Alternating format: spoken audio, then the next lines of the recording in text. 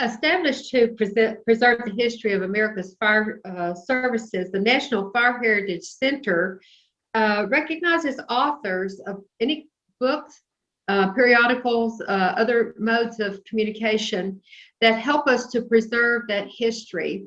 And to do that, we established the Ben Franklin Writers Award. That honors the fact that Ben Franklin was not only a publisher and a writer, but he was an advocate of the community fire service.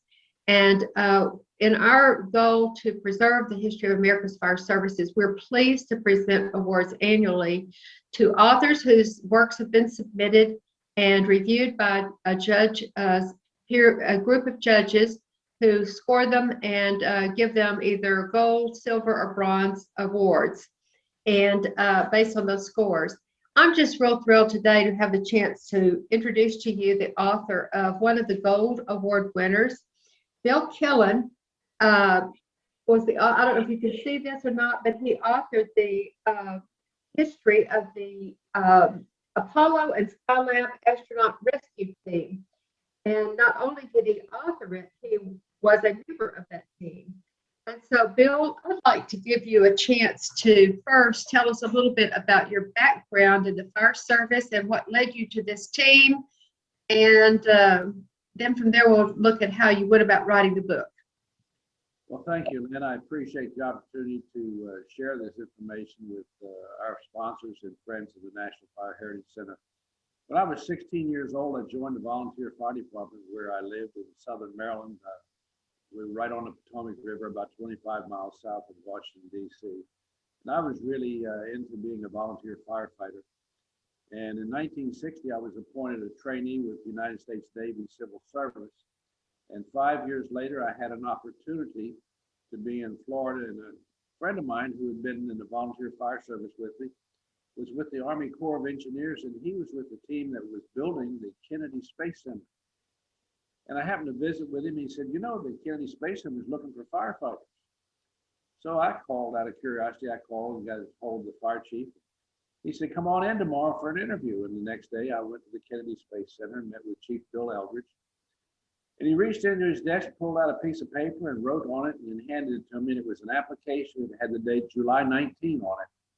He said, fill this out and send it back to me and go ahead and report for work on the 19th of July. That was in 1965. And I guess my background at that point in time, I'd had about 9 years in the fire service and 5 years with the Navy in a facility that manufactured explosives. So anyway, I reported for duty on the 19th of July in 65. And that was in the middle of the Gemini program.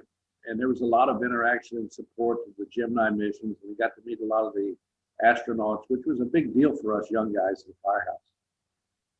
And anyway, long story short, we had the tragic Apollo 1 fire that killed Gus Grissom and Roger Chaffee and Ed White. And as a result of that, NASA revised their procedures and policies and created the Apollo Astronaut Rescue Team. And on the first Monday in October 1968, I was one of 9 men selected to be on the original team. And for the next 2.5 months, we trained and got everything ready for the first trip to the moon, which was around the moon and come back home. And that's how I got to be on the Apollo Astronaut Rescue Team.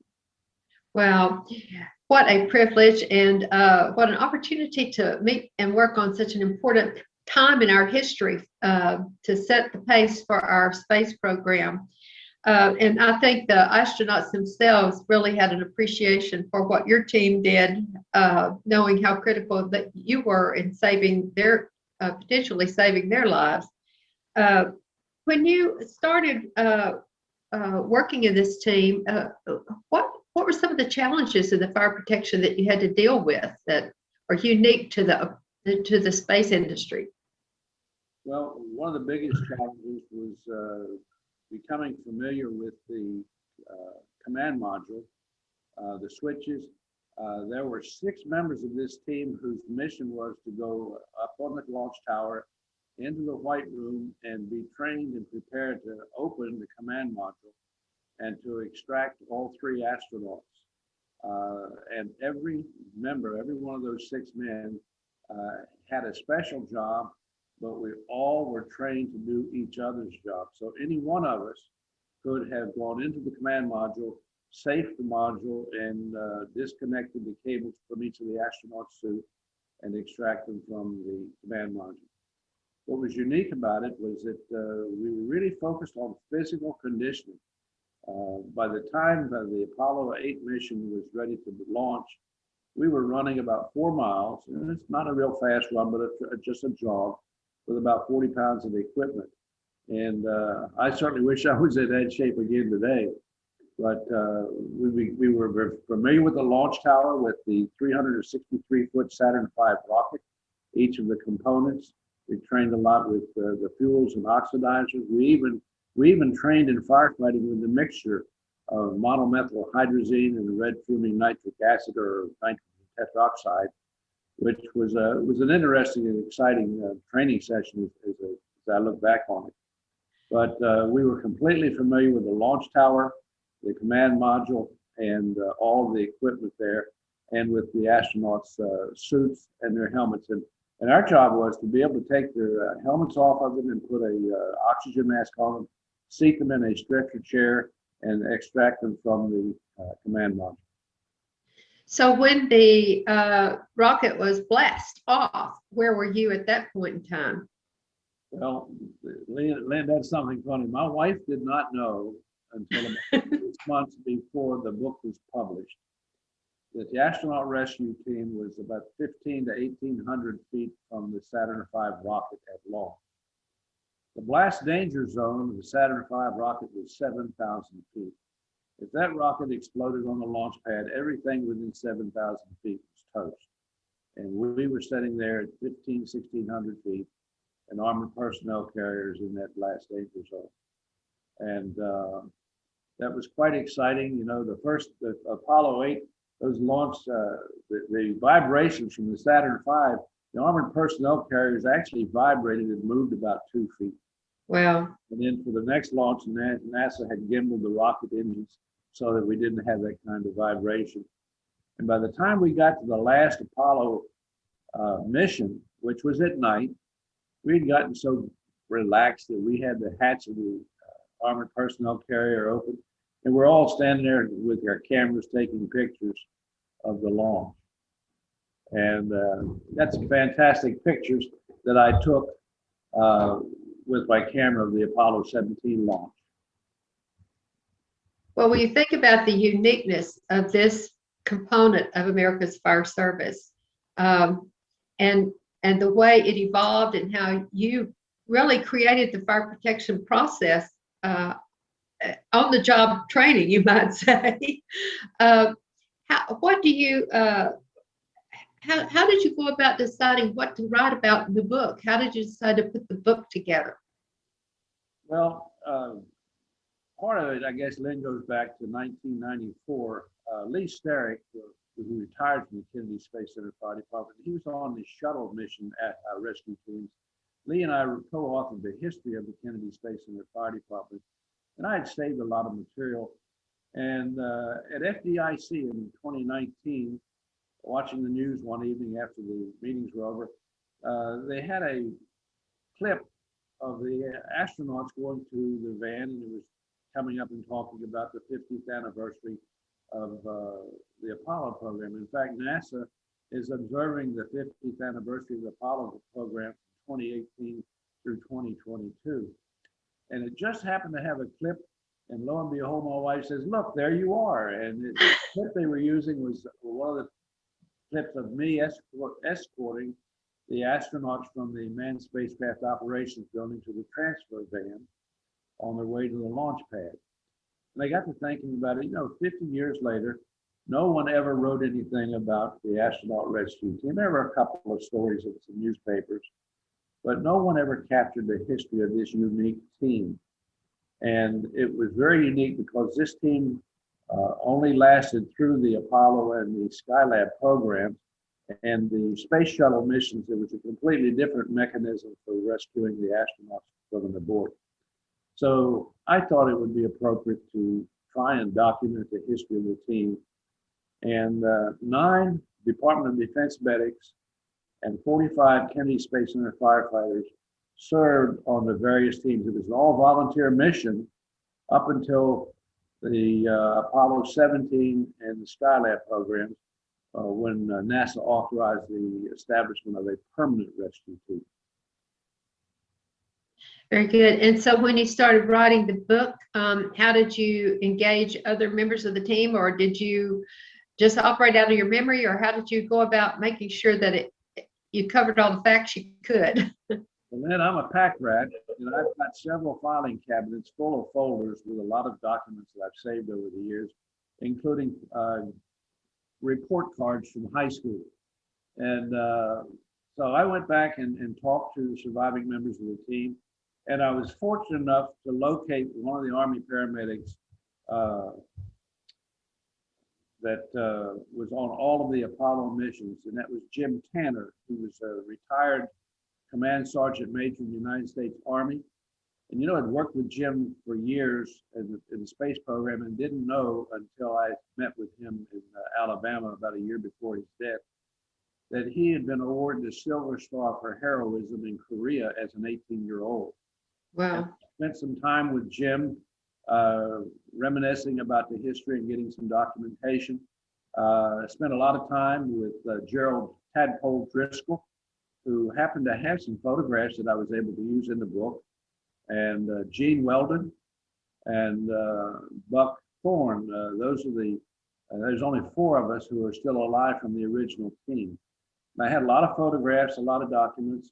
I had a lot of interesting artifacts from the space program, such as a cue card that was used in training for operating the lunar rover, the American flag off Neil Armstrong's training suit, autographed vehicle passes for getting into the Space Center. Had a lot of material like that. And one of the interesting things was that for every mission, there was a special envelope canceled with a cachet on it. And one day I went over to see Jules Bergman, and I could see he was on the air. The red light was on, and there was a fellow sitting there relaxed. And I looked down and I said, "Good morning, General. How are you, sir?" He looked up at me and smiled, and he says, "A lot of people didn't know I was a general." I said, "Oh, yes, sir. You very distinguished career in World War II in Korea and the reserves." And he said, "I'll bet you're here to see Jules." He told me he had a friend in the fire department coming over. I said, "Would you mind autographing these Apollo 12 mission cards envelopes?" He said, "No, I don't mind at all." And he autographed them for me. Fellow most of us know as Jimmy Stewart from the Hollywood era. So, but I had a lot of material like that. And one of the most interesting things that I had was I had a copy of the original Apollo mission rescue procedures manual. This is pre-Apollo 1. And then I have the Apollo rescue manual post-Apollo 1 fire, which contains some detailed drawings. And I've looked everywhere and I cannot find any documentation in NASA's records or any of the folks from Kennedy Space Center. And I believe those are the only 2 surviving documents on the Apollo astronaut rescue team procedure. I think it's awesome that you had that interest to preserve that history all along. And that's something that there are pack rats or have their place. I live with one, but I hope that at some point in time, all of those wonderful documents will be in the National Fire Heritage Archives. I also wanted to share that in presenting this award, in addition to recognizing the outstanding work of these authors, we wanted to encourage other people who might be thinking about taking on a new aspect of history, the fire service to write about. Do you have any suggestions for potential writers, something that would help them maybe get past the starting hurdle or to help them along the way? Well, I would encourage anyone who has been involved with anything that's unique to the fire service, or whether it be a particular type of fire, or a firefighting experience, a training experience, or a piece of equipment. it's worth documenting, taking pictures and keeping records, and most important, interview people who are involved and save that, even if you don't do anything with it for a while. Down the road, that's what the National Fire Heritage exists for, is to preserve that type of information. And writing a book is a lot easier than you might think. It just takes a little bit of time and perseverance. Very good. Well, in addition to your role in writing this book, you've been a key person with the National Fire Heritage Center in getting it going and serving as its past president. Would you like to share something to encourage people to become more involved with the Fire Heritage Center and its mission? I'm constantly talking to people about what the mission of the National Fire Heritage Center is and why they should be involved. History is extremely important. I've been interested in history all my life. In 10th grade, I took American history. I read the book before the second semester was even halfway through. And I'm really interested in American history, particularly in the fire service. And I think it's worthy of preserving our history for those young people ahead. I'm preserving it for my grandchildren, my 3 great-grandchildren. And I think that it's important. Every aspect of the fire service, and people don't realize how broad, how wide the fire service is. If fire protection engineers who design fire safety into buildings, we have floating cities called aircraft carriers that has their own fire department on board with unique requirements. Or we have people who are architects that design buildings and design fire protection into it, or wildland firefighters, or firefighters who deal with industrial fire brigades. It's people who deal with risk management and fire prevention. It's not just the little red truck from the fire guys at the firehouse. It's so much broader than that. And it's important that we record and preserve that history. Thank you, Bill. I think it is so critical, and I think about all the challenges. We look up, watch the news every day. We see things that are happening, and having our history to remind us where we've come from and how we've gotten on to hurdles in the past and have discovered new things, and then discover things that we think are going to fix the problem, create problems. It's just a great way to get a perspective on the future. If we don't know how we got here, how will we know where we're going? I can tell myself sometimes. But in addition to writing this book, Bill has written some other books that were recipients of the Bronze Award, and we'll be talking to him about those later. So I want to encourage you to stay tuned and keep in touch with the Fire Heritage website. It's called fireheritageusa.org to see the next winner's presentations and to watch for Bill's next interview. Thank you, Bill, and we look forward to that interview. Thank you.